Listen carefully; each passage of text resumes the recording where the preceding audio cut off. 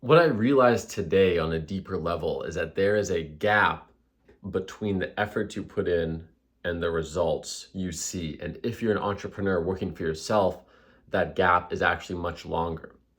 And I've been in a position lately where I've been putting in a lot of effort and the results haven't been coming as fast as I wanted and seeing the revenue, the profit growth from my agency. And I've already built a successful multiple six-figure agency. My financial needs are taken care of, and I want to see it grow further. And I've been working hard, and I haven't seen that growth reflected in my monthly profit and loss statements yet. And this has been happening for about a month and a half, 2 months now. So it's been getting frustrated. And you know what? Just recently, this past week, I've had a few new clients come on board.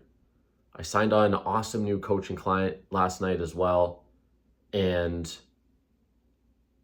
the results are finally catching up. I have a meeting tomorrow with a team that is running a blockchain business in the life insurance space where one of the guys has been interviewed by Jordan Peterson. It's a high level team, a high value client, and it's very likely they'll be signing on. And that's just one example. I have a couple other clients in the pipeline as well. And what's interesting is that this 2 month of hard work of making YouTube videos, doing client outreach, taking sales calls, making sure the current clients are happy, making sure my team members are happy has been frustrating sometimes because so much effort is going in, but the revenue is not being reflected. And yet today and the past couple of days, the results are finally catching up. I did like a breathwork session today here in Vancouver. It's a cool experience. It's almost like taking mushrooms, but you're sober. And the realization that hit me was just that I'm actually doing exactly what I need to be doing. And where the test is for me is, can I keep doing this despite the fact the results are taking a little bit longer than I'd like to materialize and show up on my financial statements? And in entrepreneurship, especially with bootstrapped businesses with small teams, this is often the case, is that it just takes longer than you think. And what makes it harder is that we hear success stories talked about on YouTube, on the internet, of people that got really lucky and got really successful really fast, and they did an effort, and for whatever reason, it just paid off right away.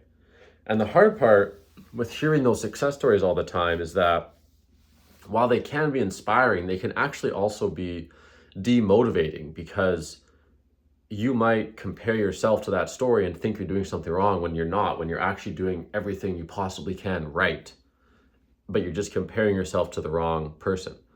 And this comes into survivorship bias. So if you Google survivor bias, it basically means that it's only the people that succeed or survive that have the story to tell, and all the people that didn't make it, you don't hear from.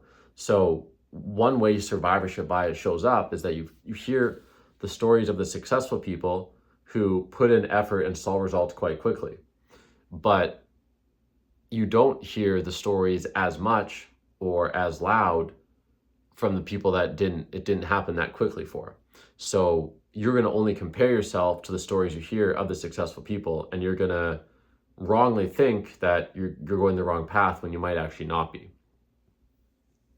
Remember, like, only 1% of people are going to ever be entrepreneurs. So it should be hard. Like, the difficulty in getting the business going, getting the business off the ground, is literally the competitive moat that separates entrepreneurs from everyone else. That's why 99% of people need to have jobs, because they don't have that perseverance to stick with it over the long term until the results match their effort.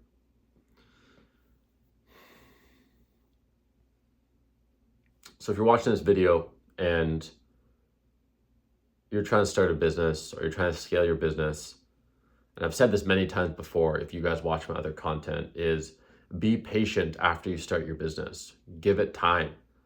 And be impatient before you start, which means you should start right away.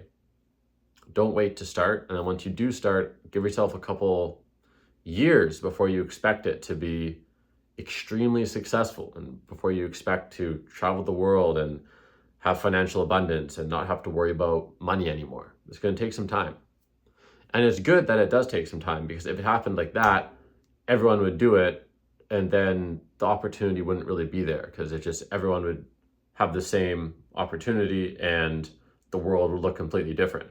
The reason why it's great to be an entrepreneur is because only a small percentage of people can do it. So you enjoy the freedom in a world that's set up for people who are not entrepreneurs.